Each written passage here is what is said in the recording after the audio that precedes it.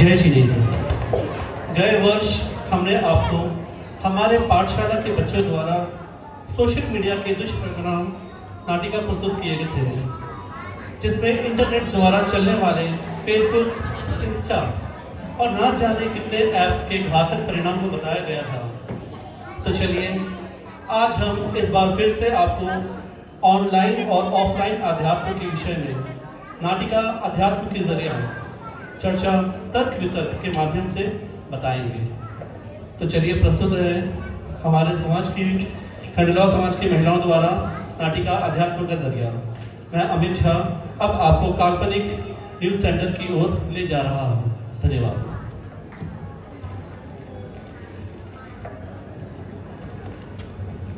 Hello. आज के आधुनिक युग में मनुष्य अपने आप में ही सीमित होता जा रहा है। क्या इसकी वजह इंटरनेट है? जय जिनेंद्र, आप सभी को मैं प्रीति जैन फ्रॉम वीर चैनल आप सभी का स्वागत करती हूँ हमारे आज के इस चैनल में, जिसका टॉपिक है ऑनलाइन ऑफलाइन आध्यात्म।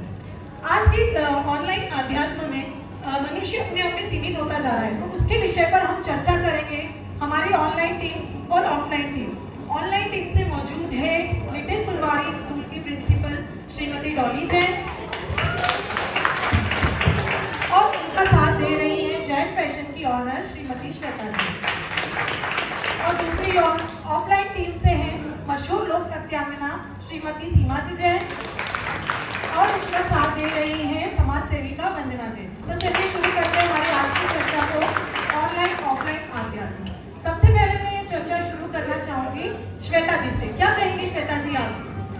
प्रीति जी, मैं बताना चाहती हूँ कि ऑनलाइन धर्म इसलिए बेटर है क्योंकि कल को अगर कोरोना जैसी कोई महामारी आ जाती है जिसकी वजह से हम घर से बाहर भी नहीं निकल सकते हैं, या हम किसी बीमारी से ग्रस्त हो जाते हैं, तो हमारे देव दर्शन, नित्य पूजा पाठ सब छूट जाते हैं।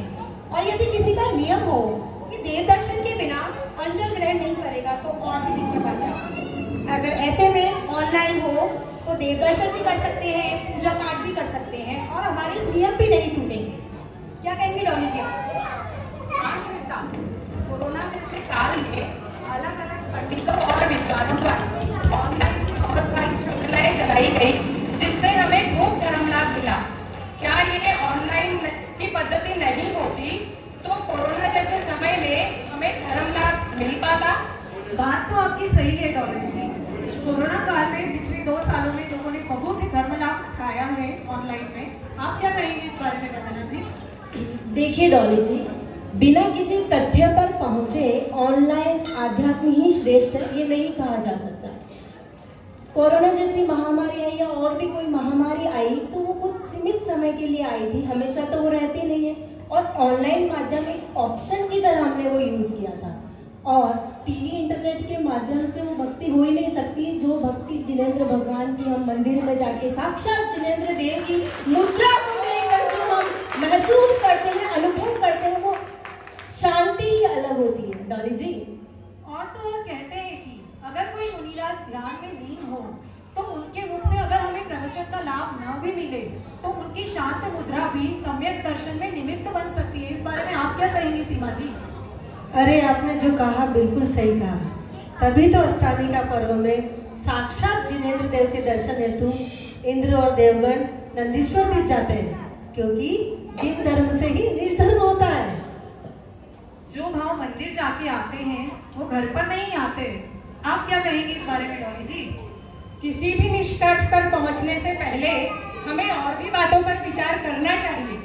आज के इस भागदौड़ वाले समय में क्या बच्चे धर्म को, स्वाध्याय को, प्रवचन को समय दे पा रही हैं? नहीं दे पा रहे। इसलिए हमारा मानना है अगर बच्चे घर में ही धर्म कर रहे हैं, उनके माता पिता दादी दादा घर में धर्म कर रहे हैं, तो धर्म जैसा माहौल बन रहा है और उनका भी धर्म में उपयोग लग रहा है। श्वेता जी, मैं एक बात और कहना चाहूँगी कि अगर बच्चों की पाठशाला और शिविर दूर होते हैं तो हम बच्चों को भेज नहीं पाते हैं, और बच्चों पाठशाला और उसको यूज ही नहीं कर पाते हैं। ऐसे में बच्चे अगर ऑनलाइन रहते हैं तो पाठशाला और शिविर दोनों ही अटेंड करते हैं। अगर बच्चों को पाठशाला और शिविर अटेंड करना है तो बच्चों को ऑनलाइन आना ही पड़ेगा, आजकल की भाग दौड़ की जिंदगी है। अरे श्वेता जी, इसकी क्या गारंटी है कि बच्चे ऑनलाइन इंटरनेट सर्फिंग भी तो कर सकते हैं, पाठशाला ही अटेंड कर रहे हैं, ऐसा नहीं क्या है, गारंटी है? देखेंगे ना। नहीं तो आप एक बात बताइए कि अगर पाठशाला ही अटेंड करें, ऑनलाइन होने से तो इतने सालों से कहाँ थे आप, बताइए कहाँ थे आप? देखिए प्रीति जी, मैं श्वेता जी की बात से बिल्कुल सहमत नहीं हूँ। ऑनलाइन टीम का ये कहना है कि ऑनलाइन होने के बाद ही लोगों ने धर्म करना सीखा है। हम ऐसा नहीं बोल रहे हैं वंदना जी। तो आप क्या कहना चाहती श्वेता जी? सुनिए, ऑनलाइन होने के बाद ही लोगों ने क्या धर्म करना सीखा? पहले क्या हमारे बड़े बुजुर्ग धर्म नहीं करते थे क्या? बताइए, आप लोग धर्म नहीं करते थे? करते थे। अगर घर में बैठकर ऑनलाइन और टीवी के द्वारा ही अध्यात्म हो जाता, सब कुछ हो जाता, दर्शन हो जाता, तो एक बात बताइए, आप कुल्लू मनाली गोवा बाली कहाँ घूमने जाते हैं? कोशिश कर रहे हैं। मेरी बात सुनिए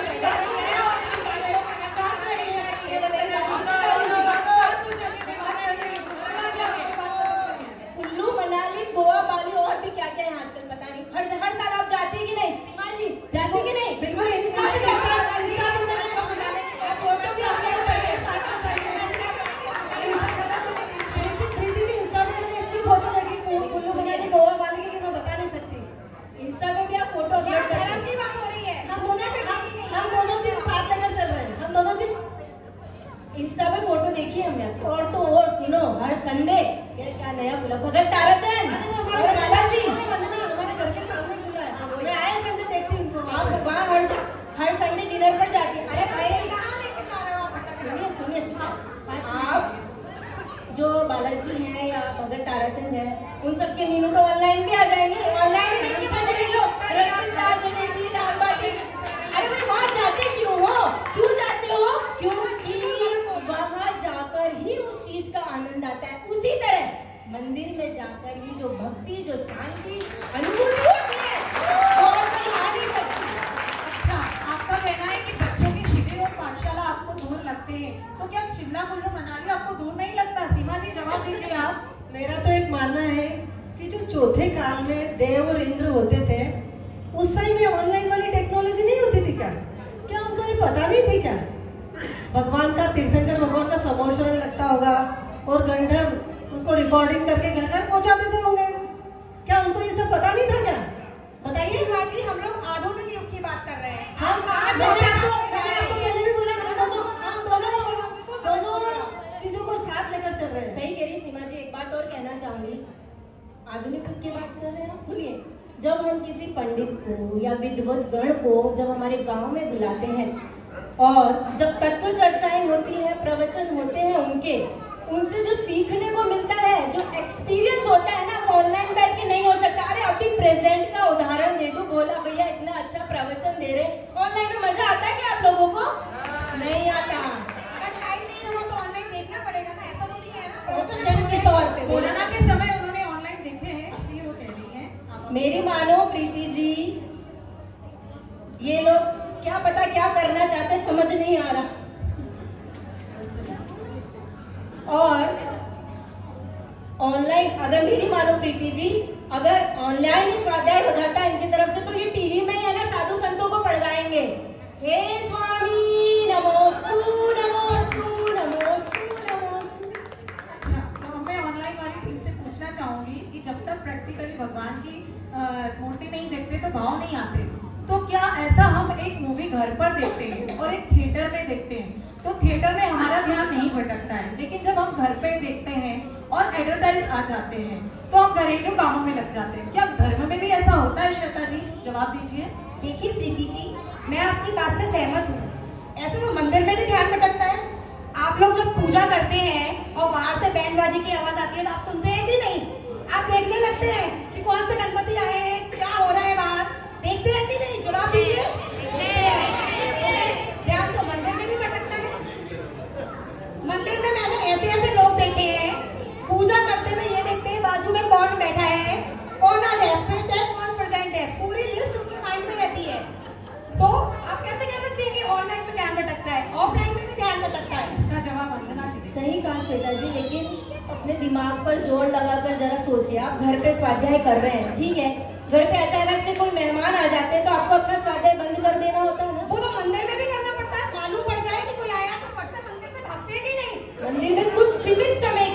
होता है कि हमें उसका उपयोग करना पड़ता है। बाकी जो भक्ति मंदिर में होती है वो ऑनलाइन नहीं होगी। देखिए वंदना जी, एक बात मैं यह कहना चाहूंगी, मंदिर में स्वाध्याय करना और घर पे स्वाध्याय करने का बहुत फर्क है। मंदिर में स्वाध्याय करते हैं और अगर मोबाइल में घंटी बज जाती है तो भी हम उसको अर्जेंट होता है तो 1-2 मिनट बात करके रख देते हैं। सही कह रही है, क्योंकि हमारा उपयोग जल्दी से धर्म में लग जाता है। लेकिन अगर घर में हम स्वाध्याय करते हैं और फोन पर घंटी बज जाती है तो हम मारवाड़ी में बोलते हैं हम पंचायती करने लग जाते हैं, हमको ध्यान ही नहीं रहता है कि क्या करना है। इसलिए बेस्ट है कि मंदिर में ही आप स्वाध्याय करें। साथ ही एक बात और कहना चाहूंगी, जब हम मंदिर जी में प्रवेश करते हैं और प्रवेश करने से पहले हम निस्सही बोलते हो कि नहीं?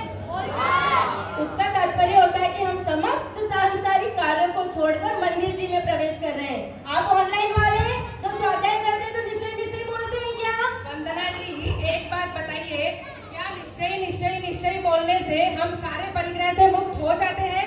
क्या हमारा ध्यान नहीं भटकता है? आज किसकी बहू आई है, किसकी नहीं आई है, किसने कौन से रंग के कपड़े पहने हैं, और तो और माला फेरते अगर ध्यान आ जाता है ना आज काम वाली बाई नहीं आने वाली है, तो हम सीधा घर की तरफ दौड़ते हैं। इसलिए अगर आप घर पे बैठ के ही धर्म करेंगे ना तो आपका धर्म में ध्यान ज्यादा लगेगा। और एक बात, जो शारीरिक रूप से अस्वस्थ है, जो मंदिर जाने में असमर्थ है, उनकी डिपेंडेंसी तो बढ़ जाती है। अरे आप कैसी बातें कर रहे हैं? हमने नेमिनाथ मंदिर में लगवाई है लोगों के लिए। हमने नेमिनाथ मंदिर में लगवाई है लोगों के लिए। सही कह रही सीमा जी। क्या अगर उनको मंदिर में बैठने के लिए उचित स्थान नहीं मिलता है, जिनको पाँव में तकलीफ है, तो क्या वो अपना धर्म में ध्यान लगा पाएंगे? नहीं लगा पाएंगे। जवाब दीजिए वंदना जी। तो डोली जी, आपको मंदिर जी में डिपेंडेंसी लगती है, वो तो आपको यूट्यूब, इंटरनेट, गूगल सब चलाना आता है। इसीलिए जो बड़े गुरु हैं उनको थोड़ी आता है सब चलाना।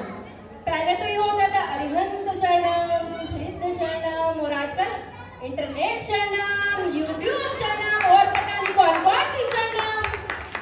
बात तो सही है, डिपेंडेंसी तो दोनों में है, ऑनलाइन में भी है और ऑफलाइन में भी है। आप क्या कहेंगे श्वेता जी इस बारे में? प्रीति जी, वंदना जी, मैं आपको बताना चाहती हूँ, हमारा जैन धर्म तो कहता है अहिंसा परमो धर्म। अहिंसा को पहला धर्म बोला गया है। एक बात बताइए आप, अब जब हम किसी तीर्थ स्थान पे जाते हैं या मंदिर जी जाते हैं तो हम किसी कार का यूज करते हैं या एक्टिवा का यूज करते हैं या फिर पैदल जाते हैं, तो उसमें कितने तरह जीवों की हिंसा होती है कि नहीं होती है? ऑनलाइन में तो नहीं होती। घर पे बैठो मोबाइल पे अपनी आपका कहने का मतलब है कि ऑनलाइन उसमें जीवों का घात नहीं होता, हिंसा नहीं होती है? अरे ये तो ऐसे बात कर रहे हैं जैसे उनके हस्बैंड घर से ऑनलाइन, ये तो शॉप पे भी नहीं जाते हैं, जॉब पे भी जाते हैं, उनके बच्चे स्कूल जाते ही नहीं, घर पे पढ़ते हैं। बताइए क्या करते हैं? आपको जीवों का हिंसा के बारे में तो वही मैं वही बोल रही ना, घर पर भी तो हिंसा होती है ना जीवों की। देखिए अगर आप घर में रहती हैं तो ये टीवी, एसी, कूलर, इनमें त्रजीवों की हिंसा नहीं होती क्या? और सुनिए उसके बाद जो गैजेट्स यूज करते हैं अपन लोग, मोबाइल, लैपटॉप, इसमें त्रजीवों की हिंसा नहीं होती क्या? रोबोट मूवी तो देखी होगी ना आपने, रोबोट मूवी में बताया गया है ये सब। बताइए, रोबोट मूवी देखी है तो और कुछ कहेंगे डॉली जी आप? आप ये जो प्रैक्टिकल धर्म की बात कर रहे हैं, तो एक बात बताइए, क्या आप शवो शरण की रचना, 3 लोक की रचना प्रैक्टिकली दिखा सकती हैं? अरे डोली जी, मुझे आपसे ऐसे ही सवाल की उम्मीद थी। एक्चुअल में हम नहीं दिखा सकते। ये सोचिए, जो वो दिव्य ध्वनि में खिरी, पहले समोशरण की रचना दिव्य ध्वनि में खिरी, फिर उसके बाद हमारे साधु संतों ने उसे शास्त्रों में लिखा, ऑफलाइन लिखा, और उसके बाद आप जैसे ऑनलाइन वालों ने उसे यूट्यूब, इंटरनेट पे अपलोड कर दिया। वंदना जी, एक बार आधुनिक युग की बात कर रहे हैं। हम आपको एक बात और बोलना चाहेंगे कि जो भी पूजा विधान होते हैं आजकल पीडीएफ के तौर पर ही आपको दिए जाते हैं, तो ये ऑफलाइन का ही हुआ ना। पहले दिव्य ध्वनि को सुना, फिर लिखा गया शास्त्रों में, फिर पीडीएफ के रूप में आया गया ना। आया तो आपके कहने का मतलब है पहले ऑफलाइन लिखा गया फिर ही ऑनलाइन हुआ। तो चलिए अब इस चर्चा को हम यही विराम देते हैं और इसका निष्कर्ष निकालने की कोशिश करते हैं, और इसका निष्कर्ष देंगे हमें श्वेता जी। क्या आपने क्या समझा?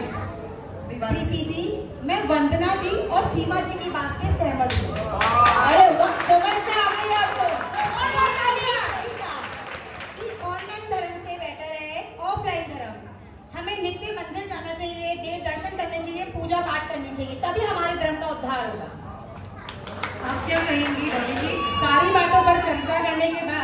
मैं भी इसी निष्कर्ष पे पहुंची हूँ कि साक्षात जिन मंदिर जाके जिनेंद्र देव के दर्शन करके जो आनंद की अनुभूति होती है वो ऑनलाइन पॉसिबल नहीं है। लेकिन वर्तमान परिवेश में कहीं ना कहीं हम ऑनलाइन को भी नहीं नकार सकते हैं। वंदना जी, आप क्या संदेश देना चाहेंगी? अरे प्रीति जी, हम तो शुरू से यही कह रहे हैं भाई ऑफलाइन ऑफलाइन ऑफलाइन मंदिर जाना चाहिए। ये बात चर्चा से उन्हें समझ में तो आया। हाँ, ये बहुत अच्छी बात हुई। अंत में साथ ही ये बात अलग है कि कुछ बीमारी आ जाए, महामारी आ जाए या समय अनुकूल ना हो तो हमें ऑनलाइन का ऑप्शन रख सकते हैं, जा सकते हैं। ठीक है, अंत में सीमा जी, आप क्या हमारे दर्शकों को संदेश देना चाहेंगी? मैं इन तीनों की बात से बहुत सहमत हूँ, पर मैं एक बात आप सभी को कहना चाहूँगी कि आप अपने बच्चों को पाठशाला जरूर भेजिए। जहाँ पर भी शिविर लगते हैं वहाँ पर भी लेकर जाइए। और हाँ, नेमिनाथ आत्मोत्थान केंद्र में बुधवार और गुरुवार को बच्चों की पाठशाला लगती है और सुभाषनाथ मंदिर जी में बड़ों की पाठशाला लगती है। तो धर्म की प्रभावना कीजिए और जरूर आइए। जैसा कि हमने दोनों पक्षों की बात सुनी और हमें यह निष्कर्ष निकला कि ऑफलाइन धर्म ही बेटर है, तो मैं प्रीति जैन अब आप सभी से विदा लेना चाहूंगी। जय जिनेंद्र।